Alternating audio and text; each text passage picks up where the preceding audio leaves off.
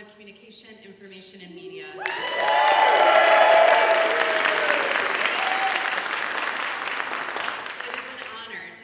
Tonight as we offer our 2025 installment of the David Letterman Speaker Series. While I have the pleasure of introducing this year's speaker, the planning for this event has been a group effort, and I want to thank Kim McClure for handling all the arrangements and logistics, and Matt Lowe and Corey Olenkamp for helping with the events today. And I'd like to extend a special thank you to President Mearns and Provost Mari for joining us this evening. Thanks to a gift from David Letterman in 2007, this speaker series, which began in 2008, allows the college to bring industry and academic leaders to campus so that our students, staff, and the broader East Central Indiana community can think more about communication and technology trends and how they and our students learning about these trends can change society. Since its inception, the series has attracted Fortune 500 company executives, technological innovators, world-renowned journalists. We've welcomed award-winning newscaster Ted Koppel, esteemed scholar Kathleen Hall-Jamieson, Grammy Award winner and BSU alum Tiara Thomas, and David Letterman has personally invited Oprah Winfrey, Rachel Maddow, and Twitter co-founder Biz Stone to be directly in conversation with him on our campus. And this year, it is our pleasure to welcome Amy Goodman, host and executive producer of Democracy Now! Since their founding in 1996, Democracy Now! Has held steadfast to their policy of not accepting governmental funding, corporate sponsorship, underwriting, or advertising revenue, and this has allowed Ms. Goodman and her colleagues to bring audience members news coverage and in-depth interviews with people on the front lines of the world's most pressing issues. Ms. Goodman is a trailblazing journalist whose work has shaped independent media. As the force behind Democracy Now!, she's provided an alternative mainstream news reaching millions through more than 1,500 public television and radio stations worldwide. Her commitment to journalistic integrity has earned her numerous accolades, including the I.F. Stone Medal for Journalistic Independence from Nieman Foundation for Journalism at Harvard, and the Right Livelihood Award, often called the Alternative Nobel Prize, for developing an innovative model of truly independent grassroots political journalism. She has received the American Women in Radio and Television Gracie Award, the Paley Center for Media's She's Made It Award, and the Puffin National Prize for Creative Citizenship.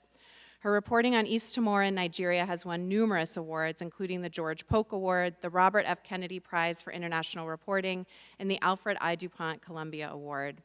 She has also received awards from her journalism colleagues, including the Associated Press, the United Press International, and the Corporation for Public Broadcasting. Goodman received the first ever Communication for Peace Award from the World Association for Christian Communication.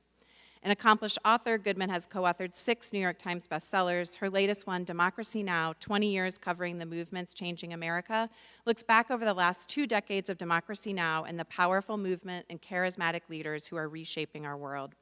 Her commitment to accessible, consistent, and varied public journalism is inspirational, and the college has been so honored to host her today. Ms. Goodman has spent the afternoon meeting with our fabulous students, faculty, and staff, and in the morning she'll record her Democracy Now! Episode in our Unified Media Lab studio. It's been an honor to have her with us, and we look forward to learning from her tonight, so please help me welcome Amy Goodman.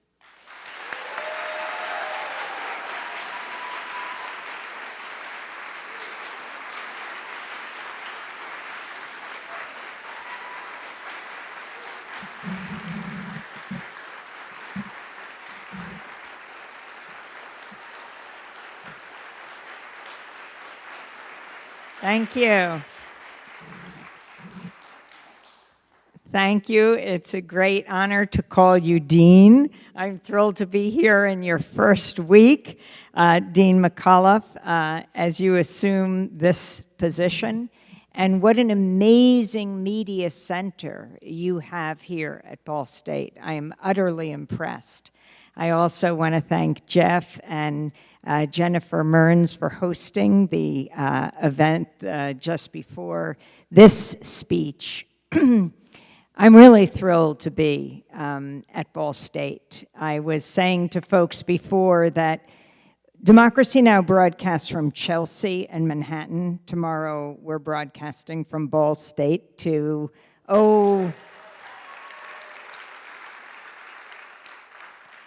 to 1,500 public radio and television stations around the country and around the world. to over 2.5 million YouTube subscribers, over 1 million Instagram, if you call them subscribers, users. Democracy Now! Continues to grow every month because I think it's about the hunger for independent media. But before we go forward, I wanted to talk about where Democracy Now! Comes from. We come from Pacifica Radio, which was founded in 1949 by a man named Lou Hill in the Bay Area, who was a conscientious objector. And when he came out of the detention camps in World War II, he said there has to be a media outlet that's not run by corporations that profit from war, but run by journalists and artists. And that's how Pacifica was born. Not run by, as George Gerbner, the late dean of the Annenberg School of Communications would say, not run by corporations that have nothing to tell and everything to sell, that are raising our children today.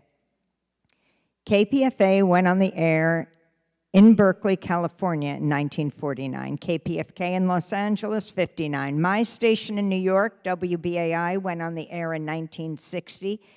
It would host debates between people like Malcolm X and James Baldwin on the effectiveness of nonviolent civil disobedience.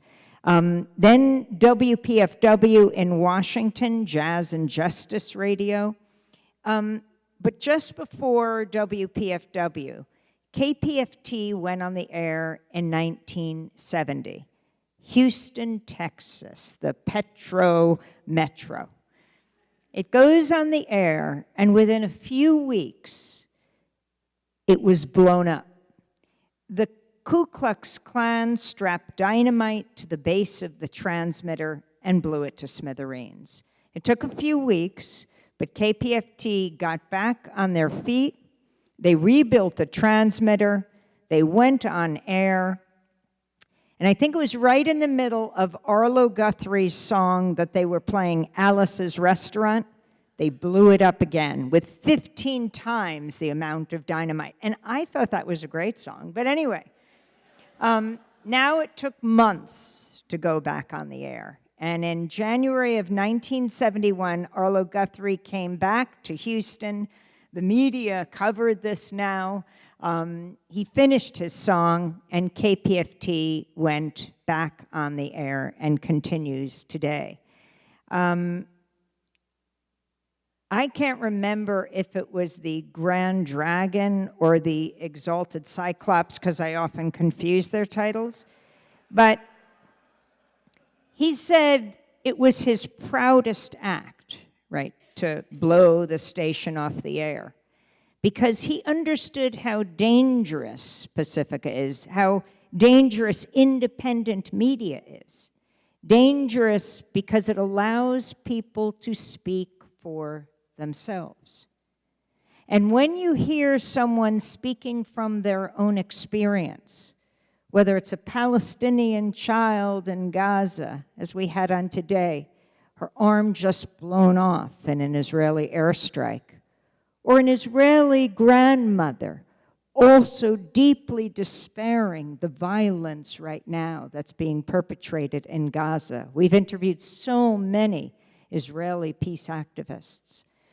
Whether it's an aunt in Iraq or an uncle in Afghanistan, when you hear someone speaking from their own experience, I mean, you may not like them. That uncle might remind you of your own, and you maybe can't stand him. That's not the point.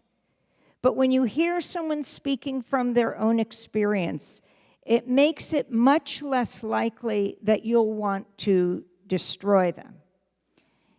That understanding is the beginning of peace.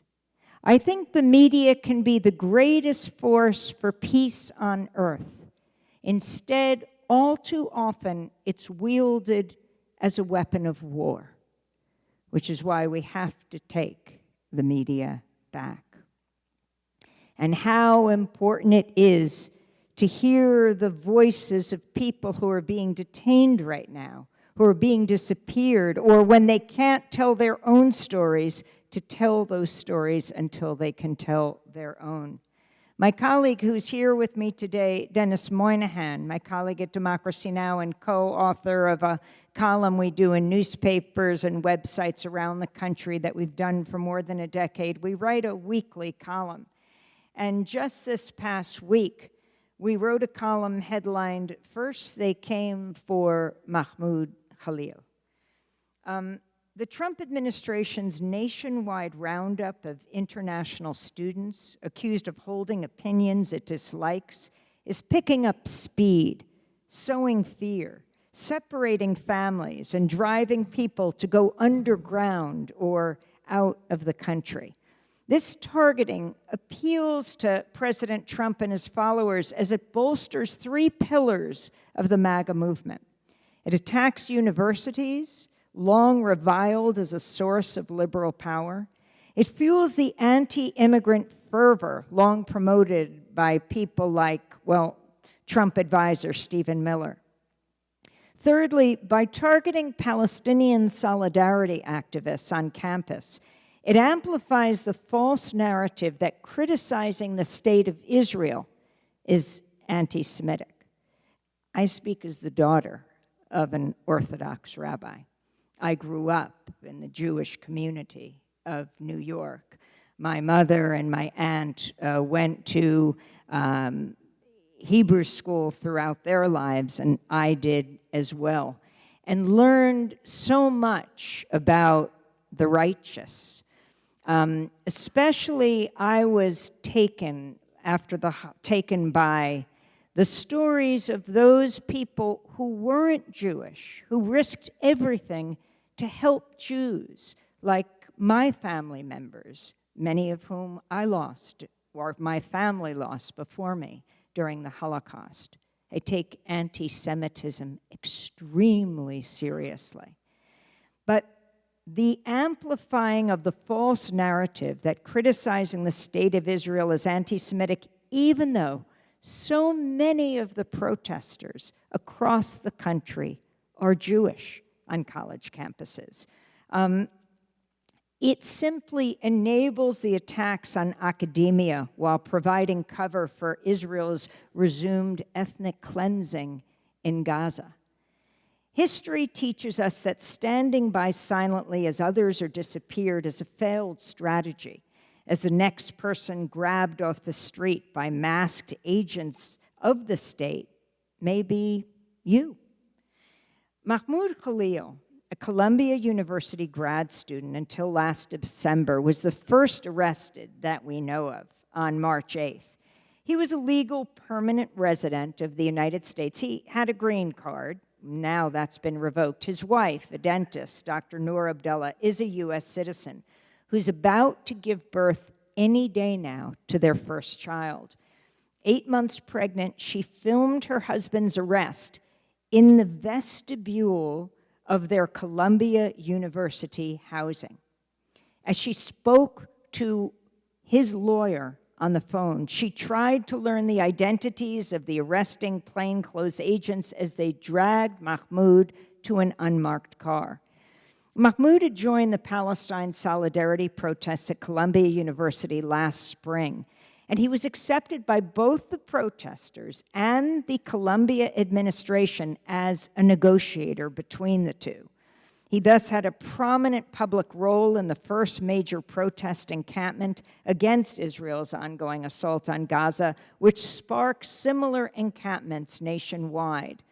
Very likely why he's been targeted for deportation. He was moved from New York to New Jersey, and now he's in an ICE jail in Louisiana. His lawyers desperately trying to get him back. A judge ruled he cannot be deported, and another judge ruled the case should be heard not in Louisiana, but in New Jersey. Days after his arrest, President Donald Trump threatened on his social media site, "This is the first arrest of many to come," Secretary of State Marco Rubio, addressing the press March 27, claimed at least 30 student visas have been revoked. Names of those targeted have been surfacing day by day in universities across the country. One of the most disturbing incidents was in Somerville, Massachusetts. Tufts University PhD student and Fulbright scholar Ramessa Ozturk was snatched off the street in Somerville, just off of Tufts property, by half a dozen masked ICE agents as she was walking to iftar with friends to break the daily fast during Ramadan. Now, the abduction was caught on a neighbor's doorbell camera, so it can't be refuted. You see the whole thing happen. A chilling demonstration of the brutal tactics being used against this vulnerable population. She was so scared. You know, she was wearing sneakers, she was wearing her backpack. She didn't know what was happening. As the agents came at her masked, she said she was going to call the police. They said they were the police. The day after her arrest, over 1,000 people from the community, outside, from Tufts, professors, administrators, turned out to protest right near Tufts, demanding her release. And then Tufts University put out a letter in support of Ramessa. Back at Columbia University, the protests continue. A few days ago, on Wednesday, I went back up to Columbia because Jewish students had chained themselves to the Columbia gates. Among them was an Israeli American who said it was his responsibility, and the Jewish student said, if the Muslim students do this, they can be expelled. If international students do this, they can be deported. And although they were taking great risk, the Jewish students, some months from graduation, said they felt it was their responsibility. A sign that was being given out that the students held read, "First they came for Mahmoud," a reference to Pastor Martin Niemöller's famous saying from Nazi Germany. It is on the wall of the U.S. Holocaust Museum. He said, "First they came for the socialists, but I did not speak out because I wasn't a socialist. Then they came for the trade unionists, but I did not speak out because I was not a trade unionist. Then they came for the Jews, but I didn't speak out because I was not a Jew. Then they came for me," Pastor Niemöller wrote, "and there was no one left to speak out." Which brings me to another group of people who are being so harshly targeted throughout this country, and that is the trans community, something you know well here in Indiana. Dennis and I wrote a column, "Note to Self, Trump's incitement of anti-trans hatred is a disgrace. Words matter. When wielded maliciously by the powerful, words can harm, even kill. That's why Texas Republican Congressman Keith Self's words, chairing a recent House subcommittee hearing, deserve special condemnation. Near the hearing's end, Congressman Self recognized the committee's newest, most junior member, Delaware Democratic Congressmember Sarah McBride, the first transgender person elected to Congress. Self purposefully misgendered her. He said, "I now recognize the representative from Delaware, Mr. McBride." McBride replied, "Thank you, Madam Chair," misgendering him without missing a beat. Self, though, was immediately challenged by Massachusetts Democrat Bill Keating, who said, "Mr. Chairman, could you repeat your introduction again, please?" Self said, yes, we have set the standard on the floor of the House, and I'm simply, Keating said, what is that standard, Mr. Chairman? Would you repeat what you said when you introduced a duly elected representative from the United States of America, please?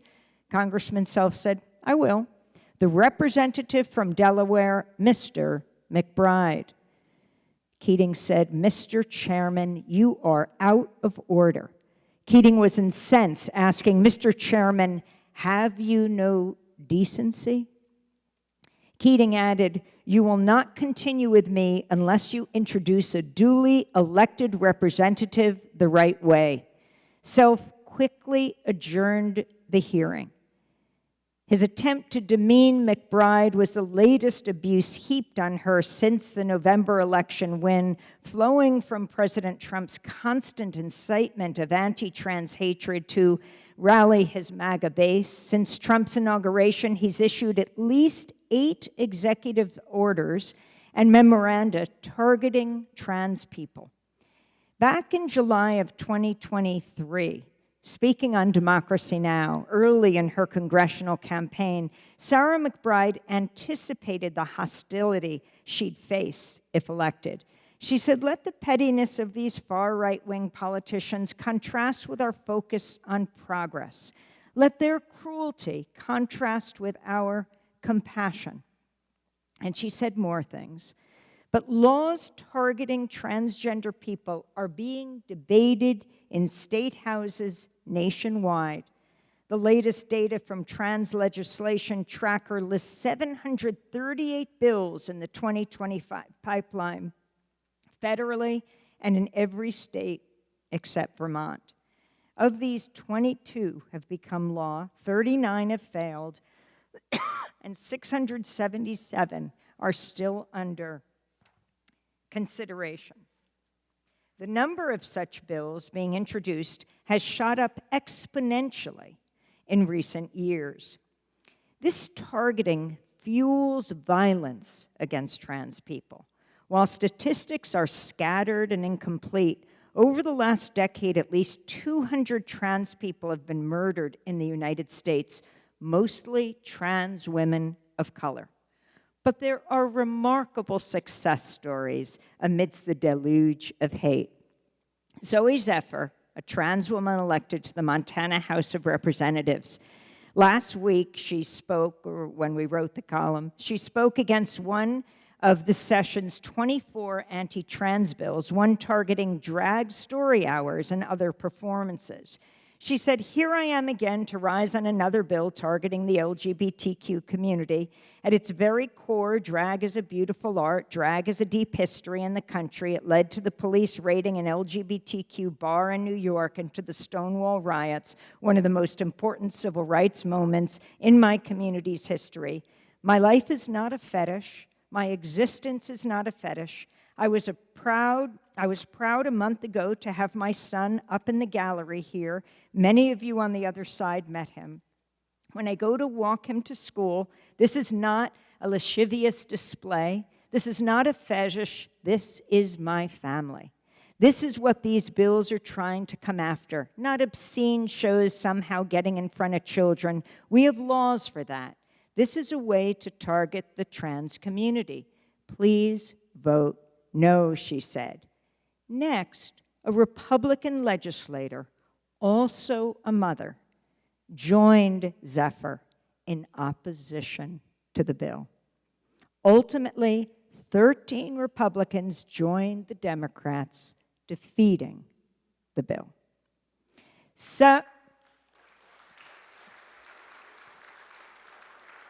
Several lawsuits have successfully blocked, at least temporarily, some of Trump's anti-trans executive orders. But while the court battles proceed, the lives of transgender people are still at risk. This is a critical time where unflinching solidarity can save lives, especially facing rising authoritarianism in this country. It's critical we don't end up paraphrasing the anti-Nazi German theologian, Pastor Martin Niemöller.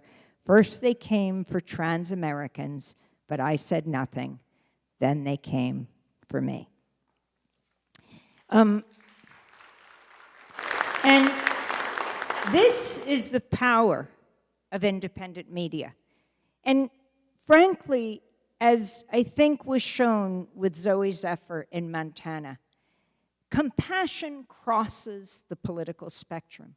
We just need to be able to hear people speaking for themselves. And that is why it is critical to go to where the silence is. So often the media doesn't do it. They bring you the same small circle of pundits who know so little about so much, explaining the world to us and getting it so wrong. It's harder work, but we do at Democracy Now! Is spend our days and nights going as close as we can to the story to find the people most impacted at the target end and let them tell their story. That's authenticity. That's hearing people telling their own truths. And again, you do not have to agree with them, but at least you begin to understand where they're coming from. Democracy Now! Began 29 years ago. We began on 9 radio stations. It was 1996. That year, it was the only daily election show in public broadcasting. I was covering events in Haiti. I was in an underground safe house near Port-au-Prince. And I got a call from Pacifica Radio that said, would you like to host an election show?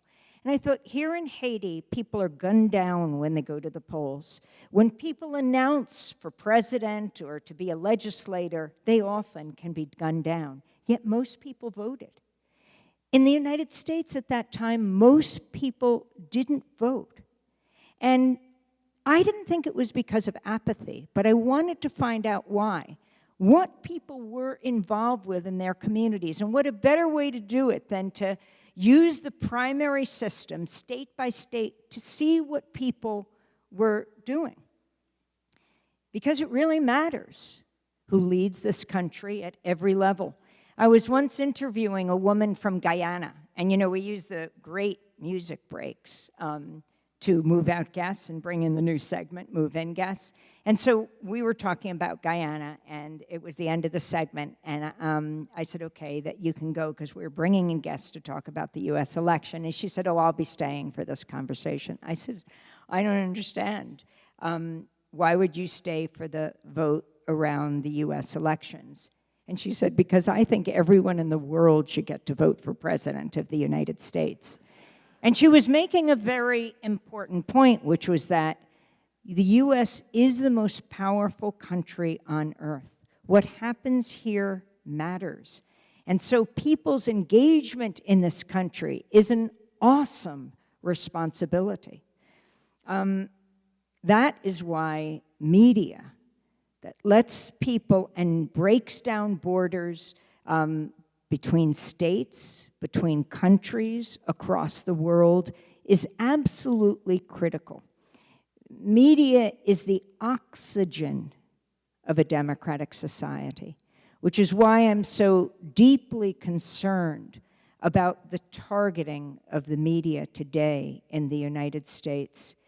Even after the assassination attempt against President Trump, at one of his rallies, he pointed to the media and said, you know, I have glass in front of me, but you could get a straight shot right there.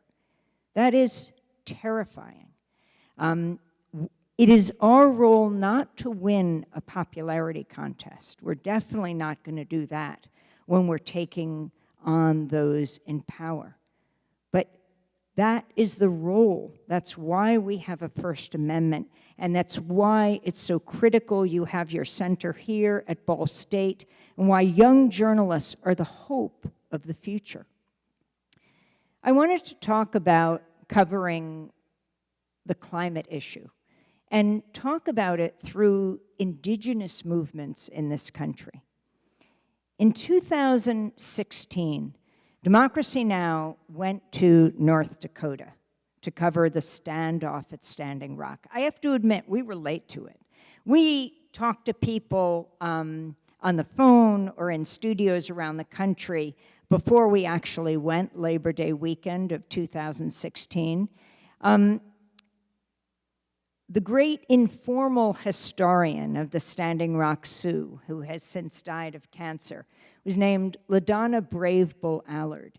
And in April of 2016, when she saw the beginning of the Dakota Access Pipeline being built by Energy Transfer Partners, she was deeply concerned. And she invited people from anywhere to come, and they could plant teepees on her property. They could stay there. She said she'd provide food, but she asked for solidarity at that point to take on the Dakota Access Pipeline. She didn't know if anyone would come. And within months, it wasn't scores of people, it wasn't hundreds of people, it was thousands of people who came to this area just outside of Mandan, North Dakota. It was the largest indigenous gathering from Latin America, the United States, from the First Nations in Canada that this country had seen in decades, and non-Native people as well, gathering deeply concerned that the Dakota Access Pipeline that would go from North Dakota through to Illinois could pollute because it would go under the Missouri River, the longest river in North America, in the United States. Some tens of millions of peoples could pollute the water supply for tens of millions of people downriver. They were not only concerned about indigenous people. And so they gathered, they formed these resistance camps. And on Labor Day weekend of 2016, now this was during the election in 2016, and yet the climate issue was hardly being raised in any presidential debate.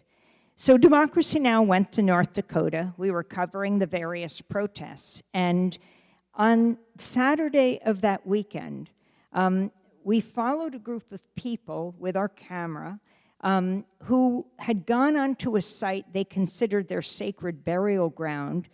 It was being disputed in court, and a judge the following Friday was going to make a decision about whether the Dakota Access Pipeline could excavate there. But DAPL had already started, and this is what shocked the people, and they ran up to the site. There was 1, 2, 3, 4, 5, 6 bulldozers, and the people ran up on the site. They were absolutely startled. It was a long holiday weekend. They did not expect this, and so they went onto the property, and they stood in front of these mammoth bulldozers, which is very dangerous. They were kids, they were older people, elders, men and women.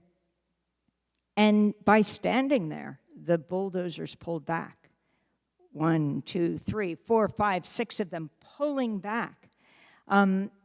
The security guards also unleashed dogs on the Native Americans. And we're filming this. We see a dog with its nose and mouth dripping with blood. We're filming all of this. But ultimately, the security guards took their dogs. The bulldozers pulled back, and the people had prevailed for that moment. We went back to New York. We posted the video online, and within 24 hours, we had something like 14 million views. It was President Obama at the time. He was making this historic trip to Laos, and he held an educational forum for young people there. And one of the people saw the video online and said, President Obama, what about the Dakota Access Pipeline?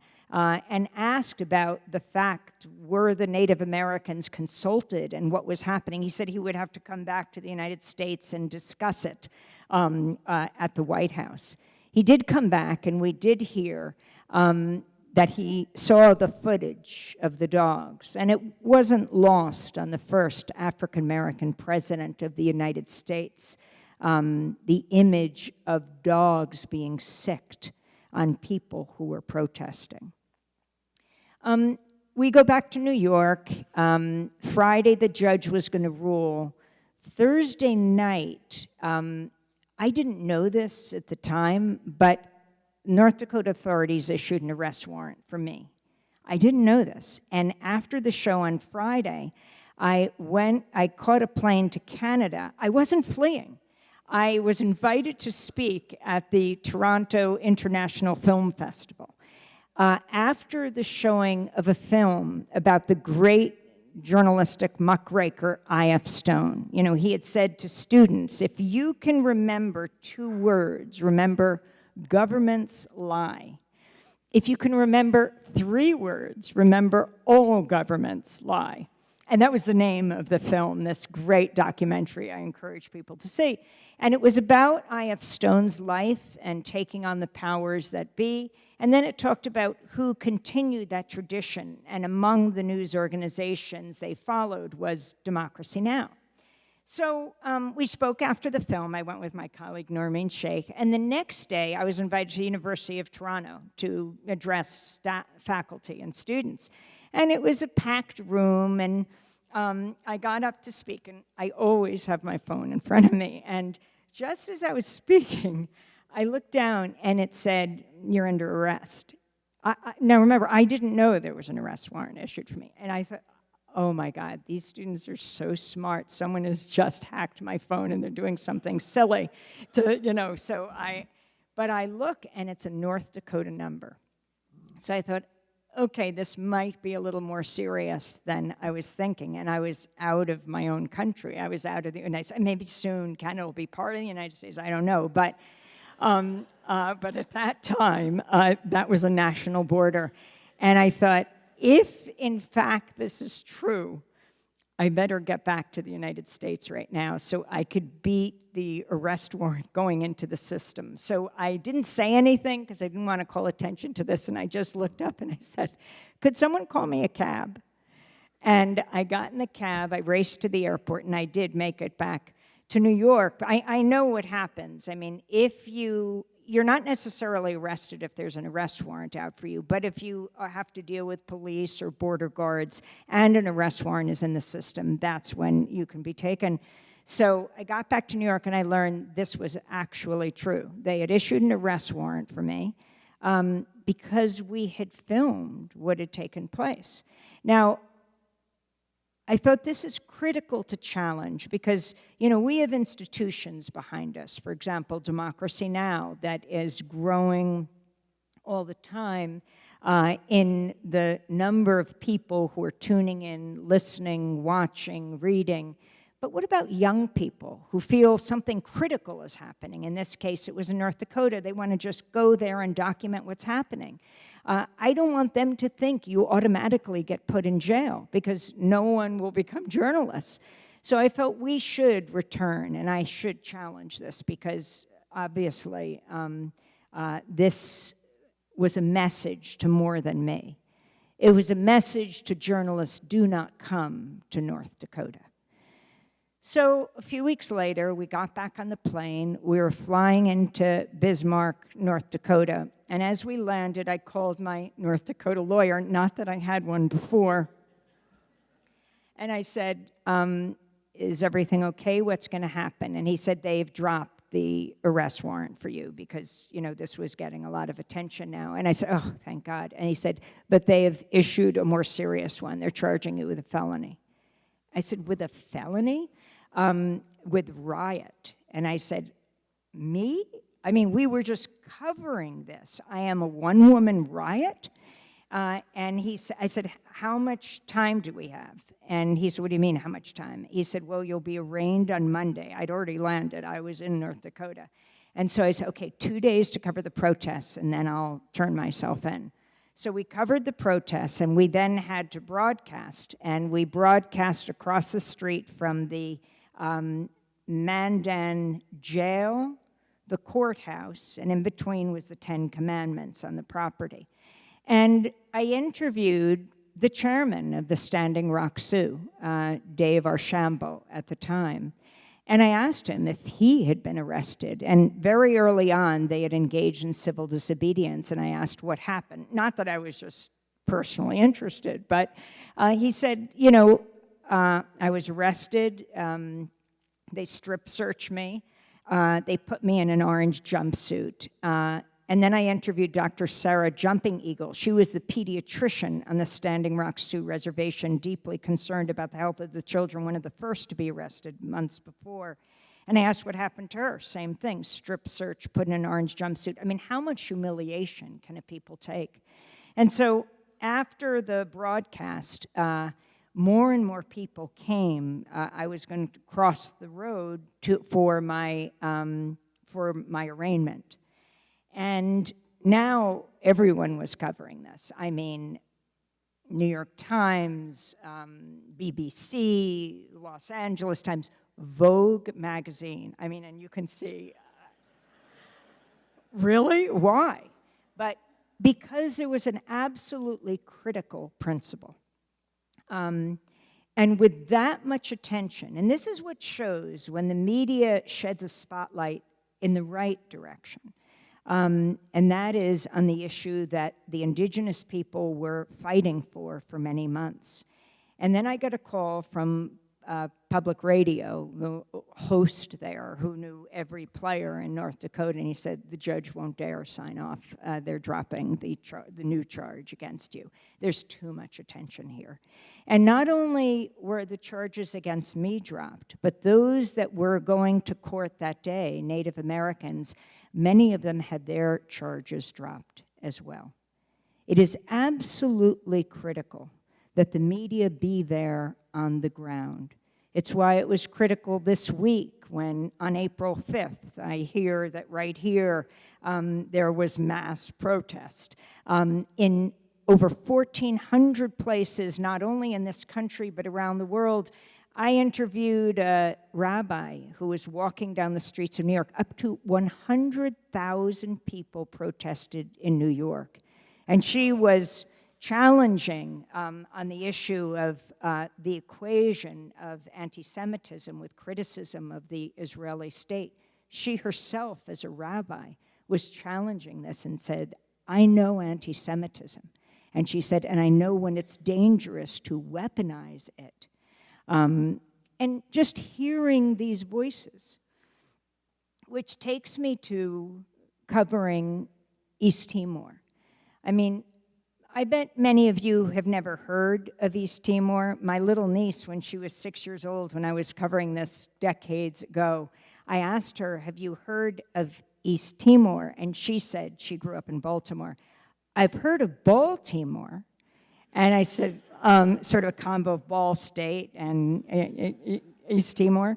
But the reason I covered this, and it really is a thread through my life and through working on Democracy Now! And Pacifica Radio.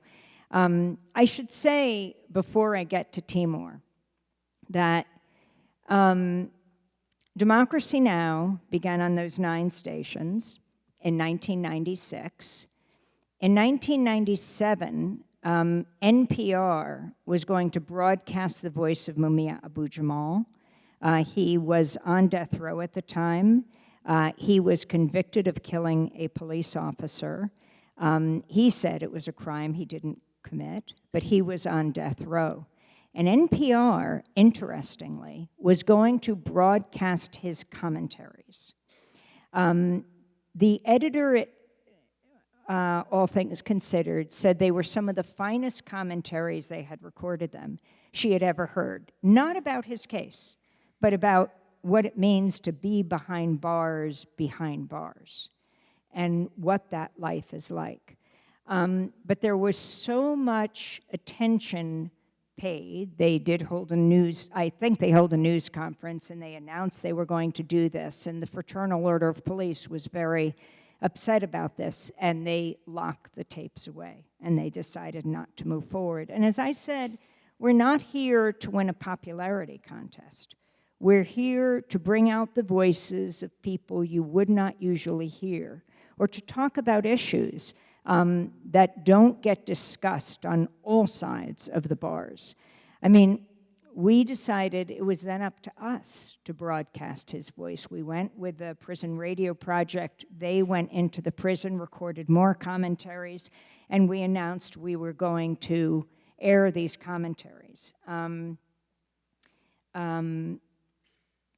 Mumia Abu-Jamal talked about father hunger, how many of the prisoners never knew their fathers. And he talked about capital punishment being punishment for those without capital. Those were some of the kind of commentaries that he was offering. We had the support of mainstream journalistic organizations. In fact, I think the first day we were airing the commentaries, we had on a representative of the Society of Professional Journalists. And as we went to air, we heard that they were dropping Democracy Now! Throughout Pennsylvania, where he was imprisoned. It was a network called Jazz FM, and I love jazz. And what they said is their listeners wanted more jazz. And because I was a jazz lover, I was very upset by this because I also love to hear jazz, but I didn't quite believe it, especially because they put out their folio already, their program guide, and it said that Democracy Now! Was their most popular show, and they were using it as a model for their local programming, but that had already gone out. So after we lost that network, through Pennsylvania, and there was great protest on Temple University campus. The law school held a major forum that hundreds of people came out to, expressing serious concern about cracking down on free speech and freedom of the press. More and more stations started to pick us up. That was 1997, 1998, and by 2001, by the 9/11 attacks, we were in hundreds of radio stations, and then the 9/11 attacks happened, and we were broadcasting from an old firehouse that was turned into a community media center. We were the closest national broadcast to ground zero. And this is really interesting. I've been thinking about this today because when I flew into Indianapolis, I sat next to a Chilean American. He was here, maybe some of you know about the fire equipment convention that happens every year in Indianapolis. So he buys fire equipment for fire departments throughout Latin America. And I said, where are you from? And he said, Santiago. And I said, oh, you know, you had a 9/11 also. And he said, what are you talking about? I said, well, September 11th, 1973, when Salvador Allende died in the palace as the Pinochet regime rose to power. He said, how could you possibly know this? And this is why media, knowing no borders, is so important.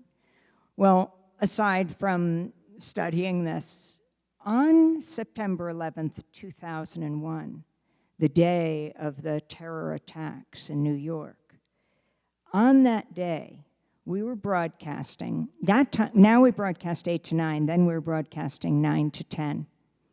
The first plane hit the first tower of the World Trade Center at about 8:47. We didn't know what had happened, it was down the road, and I think the second plane hit about 9:03. We were doing a special that day, and we were just talking about this on the flight over today, on September 11th, 1973 in Chile, when their leader died and the authoritarian leader rose to power for 17 years, killing thousands of Chileans. Among those who died was Victor Jara, who was killed in a stadium in Santiago where he was loaded in. In fact, the man I was sitting next to turned back to the fire official behind him, and he said, which stadium did Victor die in? He said, did you know his wife Joan was American and she just recently died? And then I showed him on the phone our interviews with Joan Jara in our studio. The story goes that his hands were cut off, the great guitarist of Chile. But the reason that has always stuck with me, those two stories, the horror of terror, is I stayed in the firehouse for day after day. I never went home because we were below Canal Street in New York City. We were in the evacuation zone, and I knew if I went out by day, the police would move us away. And we had to continue to do these broadcasts because as the media was beating the drums for war to retaliate against this terror attack, it wasn't the sentiment of people there. Thousands were gathering in parks in New York, holding candles, horrified, absolutely. And they were putting signs on lampposts everywhere. It would say, a picture of a woman holding her dog, and it would say, if you've seen my wife last seen in Tower 1, please call this number. Or if you've seen my son, please call his mother. And it would be a picture of him. These pictures were everywhere. And they reminded me of, well, in Argentina, the mothers of the disappeared holding these posters that said, if you've seen my son, if you've seen my grandson. And I think September 11th, 2001, united us with people around the world against terror, whether in Chile, whether in Argentina, whether in New York. And it was important to hear those voices. You know, that is a media that is beating the drums for peace. That is a media that is opening to hear the voices of people around the world. So we started on TV, emergency broadcasting on one TV station in New York, and then just hundreds of stations started to call radio or television saying, we want this broadcast.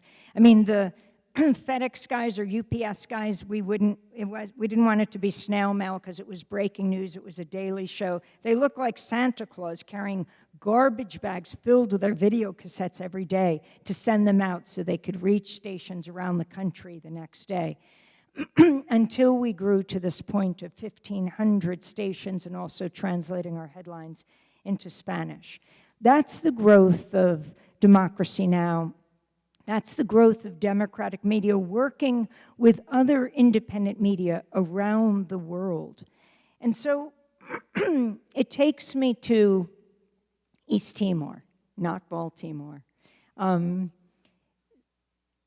It's on the other side of the world. It's about 300 miles above Australia. In 1975, Secretary of State Henry Kissinger and then President Ford went to Indonesia to meet with Suharto directly, the reigning dictator of Indonesia, the largest Muslim country in the world. But Muslim was not the issue. Just as with Israel, the issue isn't religion. It isn't Judaism or Christianity. It is when a state abuses power. So Indonesia wanted to invade the small island nation that had been occupied by Portugal for hundreds of years, but Portugal disbanded its empire in 1974, and Indonesia didn't want a model of independence in its archipelago of 13,000 islands. And so it decided it was going to invade. The problem was Indonesia, with the fourth largest army in the world, did not want to lose the support of the United States. So Ford and Kissinger met with Suharto, I think it was December 5th, 1975, and they got the green light for the invasion of Timor, that they would not have their weapons supply cut off. And as Ford and Kissinger flew off to meet with another dictator, Ferdinand Marcos, in the Philippines, Indonesia invaded East Timor, this Catholic country, by land, by air, and by sea. 90% of the weapons used were from the United States. Yet most people in the United States had never heard of East Timor. That was 1975, and for the next 17 years, they committed one of the great genocides of the late 20th century. They killed off a third of the Timorese population. In 1990, I had a chance to go to East Timor. I was going to Guam to cover a major abortion case. It's a territory of the United States. And if Guam was able to pass this anti-abortion measure in its legislature, it could make its way to the U.S. Supreme Court. But East Timor wasn't far from there, and I went with my colleague Alan Nairn, who was writing for the New Yorker magazine at the time, flew from Guam on to Indonesia, and then we made our way to East Timor, 1990 and 1991. In 1991, we went because the UN had sponsored the first delegation, it was a Portuguese delegation, to go investigate the human rights situation in East Timor. 200,000 Timorese had been killed by the Indonesian military at that point. And we wanted to see what was happening, what would happen. We arrived in Timor, and we immediately went to the main Catholic church in Dili, the capital of occupied Timor. And the women were wailing in the church during the Mass. And we asked what had happened, and they said a young man named Sebastião Gomez had been shot outside by the Indonesian military the night before. The blood was still fresh on the Catholic church's steps. And this was the last bastion of safety for the Timorese. They couldn't gather anywhere, they couldn't assemble, but they did feel protected in their churches. And now the Indonesian military had shot into it. The next day, 1,000 Timorese marched from the church to the cemetery, and we followed them there. Incredibly brave act as people put their hands up with the V sign, Viva East Timor, Viva Independence, Viva Sebastião. It's not like everyone knew Sebastião Gomez, but they were protesting the violation of their church and the death of this young man. And we went around the country then and said, how are you preparing for this UN delegation? And everywhere we heard the same thing. The Indonesian military told people if they dared to speak out, they would kill their family to the 7th generation. In fact, it was at this time that Sebastião was killed. He had taken refuge in the church so he could speak to the delegation when it came. And so on November 11th, November 12th, 1991, 2 weeks after we'd arrived, we got a call that the Timorese were going to gather at the church, have their morning mass. They were very religious. And then they were going to march again to the cemetery where Sebastião and so many young people and old were buried at the cemetery. And so we went to the church, and there were so many people there that the priests had to come outside and hold the Mass under the trees. They couldn't fit into this massive church, sort of like St. Patrick's in New York. And after the Mass, young people reached into their Catholic school uniform blouses, girls and boys, and they unfurled banners that said things like, "Why the Indonesian military shoot our church?" They appealed to, it was President George H.W. Bush at the time. They appealed to the United Nations. They said, please do something. And they marched like this as a human mass to the cemetery. We were interviewing people, we were following people, and at the Santa Cruz Cemetery, we were asking people, why are you risking your life? Why would you do this? And they would say, from my mother, from my father, from my whole village, it was wiped out. We were in the middle of the crowd interviewing people. And then from the direction the procession had come, came hundreds of Indonesian soldiers marching in formation, about 10 to 12 abreast, holding their US M16s at the ready position. Alan and I had been interviewing people in the middle of the crowd, and we thought, well, maybe if we went to the front of the crowd, we're Western journalists, they would be much less likely to attack.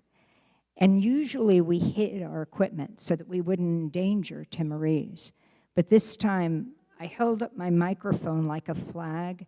Alan put the camera above his head, and we walked to the front of the crowd. The people couldn't escape because there were high walls for the cemetery on either side of the road.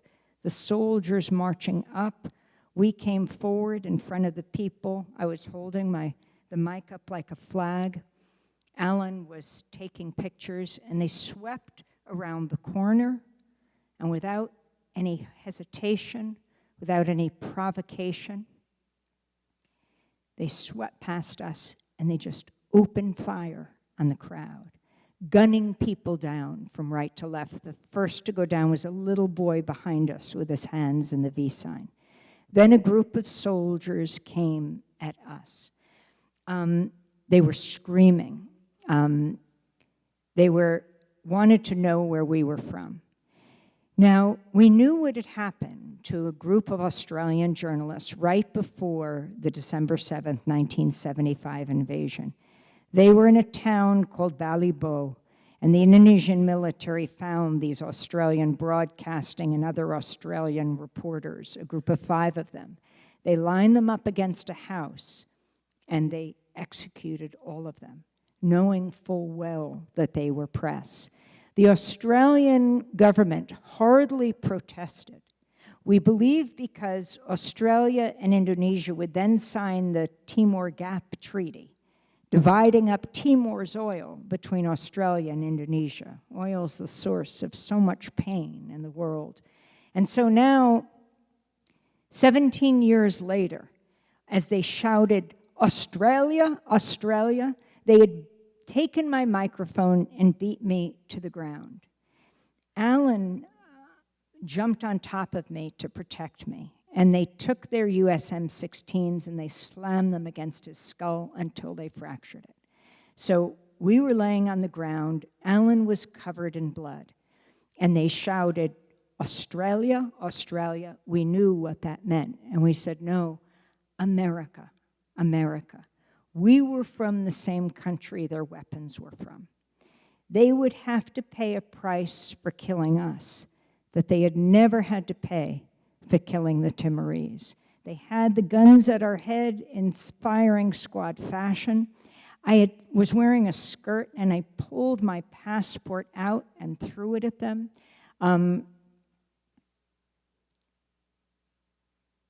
They pulled the guns from our heads, and they moved on. A Red Cross Jeep pulled up. They helped Alan get into the Jeep. I got in, and then dozens of Timorese jumped on top of us and on top of the vehicle. And we drove like that as a human mass to the hospital. When we got to the hospital, the doctors and nurses started to cry when they saw us. Why? We were not in worse shape than the Timorese. But because of what we represent to the people of Timor, not just me and Alan, but what America not only represented there to the people of Timor, it's what we represent to people all over the world. And that is 2 things, the sword and the shield. All too often, the U.S. provides weapons to human rights abusing regimes, but that's the government. They see people, the people of the United States, in a very different way, as a shield. And they saw that day that that shield was bloodied. We decided we needed to leave the hospital quickly, that the only way to stop the killing was to try to get out of the country and explain what had happened inside. We were able to get to the bishop's house, Bishop Bello, who would later win the Nobel Peace Prize. 1,000 Timorese were taking refuge there. They had shut down the whole city right now. It was terrifying. And Bishop Bello helped me clean up Alan. His head was just, he had a lot of black hair, but it was, his skull was glistening with blood, and it was coming down. It was covering his shirt. He gave me a shirt for Alan to put on. We cleaned up his neck because we thought the only way we could get out is if they didn't think we were at the massacre site. And the place was empty. We tried to find a taxi. We knew if it was an Indonesian driver, we'd be in trouble. It was a Timorese driver who took us to the airport and didn't ask any questions. When we got to the airport, I mean, they had stripped us of everything now. We had nothing. They had surrounded our hotel. There was no way we could go back. And at the airport, there was only one plane out, and we knew we had to get on this plane. And the only thing I had was my tickets, didn't even have Alan's, and I threw it at them. And Either this was a deliberate decision to let us leave, or they didn't have communication with the massacre site. And they escorted us onto this plane. But Alan had electrical charges going through his body. He could hardly walk quickly. He said, she has to get to a doctor, she's not feeling well, to take away attention from him because he was so badly beaten and his skull fractured. I walked so slowly because he had to keep stopping to keep his composure so he wouldn't lose consciousness. And I just kept saying, this is such a beautiful country, I want to take it in for the last time. We walked onto the plane. When the doors closed, the flight attendants gave me a silver bowl of water and said, clean him, about Alan, as the blood started to trickle down again. We flew from East Timor to West Timor, which is Indonesian, and then on to Bali, which is considered paradise on earth. There we could get US, at the time it was Continental Airlines, and they didn't want to let us on the plane because we were so badly beaten. They said, this is a plane for vacationers in Bali. But the US consul, whether in US policy was different, the consul general in Bali, who was a music teacher, knew we had to get on this flight and knew whatever the US policy was in supporting Indonesia, that they had an obligation to US citizens. And so we got on this plane, flew to Washington, flew to Guam. There they operated on Alan. And even as they operated on his head, trying to close it up, the switchboards were now full, the Guam Memorial Hospital, for the two of us explaining what had taken place. Because we had put out the call, the point of getting out was to explain there's been a massacre in East Timor. They killed more than 270 Timorese on that day, and it wasn't the largest massacre in East Timor. Even as the doctors were operating on Alan, he would answer every question. There was BBC on line 1, New York Times on line 2, ABC on line 3. It totally took over the hospital. As soon as we were done there, we went to the cable studio so that CNN could talk to us. And although they had taken everything from us, our camera, my tape recorders, everything, we had someone take pictures of us because we knew they would deny they had even injured us. And we showed these pictures and we said there's been a massacre and scores of people were killed. The doctor drove up on a motorcycle and gave Alan his records at the CNN studio and said, I just wanted to have this. And under it, it said description of what had happened, and he had the full description. And we said, how did you know? He said, how many times could this man on the operating table tell the story so that he said that I would forget the story. We flew on to the New Washington, D.C. Alan went into the hospital there, and as soon as he came out, we held a news conference at the National Press Club. This wasn't just some atrocity committed by a foreign government against another country. This was our government providing the weapons, giving the okay, and that's what was critical for people to understand. A nationwide movement grew up in Canada and the United States, the East Timor Action Network, and Congress members said they got more calls on this issue than any other foreign policy issue.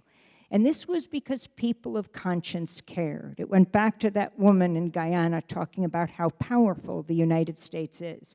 I'm going to end this story soon. This was 1991. In 1993, the situation remained, the brutal, murderous occupation of East Timor. But the APEC summit was happening in Indonesia. It was under Clinton at the time, and Clinton was going to be flying in. So we decided we would try to go to Indonesia, that we'd been banned from Indonesia by the Indonesian government. We were caught when we went in, we were detained, but ultimately they had to release us. In 1999, the people of East Timor got to vote for their freedom. Overnight, And it wasn't overnight. It was because of their resistance over the decades. But all of a sudden, there was an announcement that there would be a referendum in East Timor, and people could decide whether they wanted to be a part of Indonesia or be an independent nation. That was in 1999. Alan was in Indonesia at the time. I was in New York, and we decided we'd try to get back to cover this incredible moment. I tried to fly into Jakarta and then through to East Timor. The police caught me and deported me to Taiwan. The next day I tried again, but to go to Bali, and I thought I could get through there. The police at the airport caught me and sent me back to Taiwan, where I had come from, but Alan got through. And he and other journalists, he was the last Western journalist there, documented the voting of the people of East Timor. Voting really matters.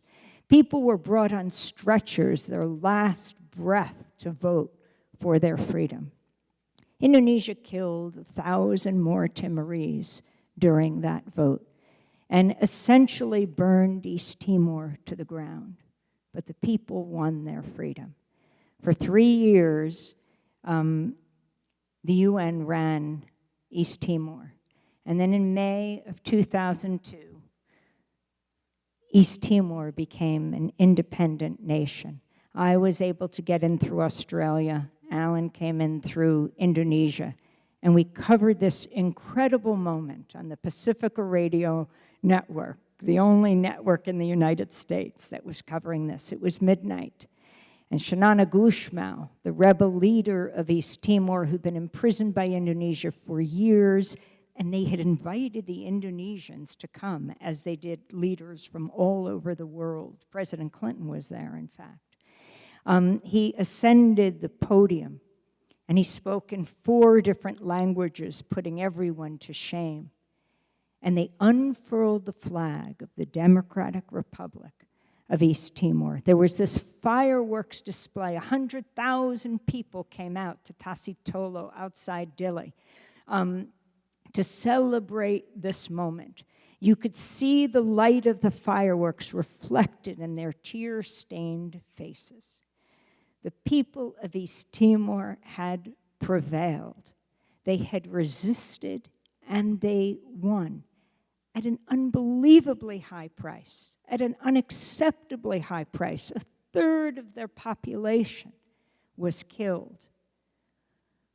But they had a lesson to teach all of us, whether we are journalists or artists, students, professors, whether we are doctors or nurses, whether we're employed or unemployed. We have a decision to make every day, whether to represent the sword or the shield. Democracy Now!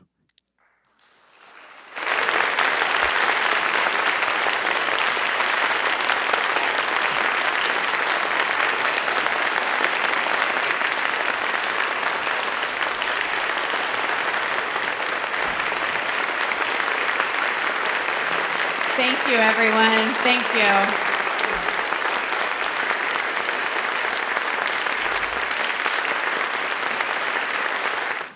Thanks for joining us tonight, and have a safe trip home.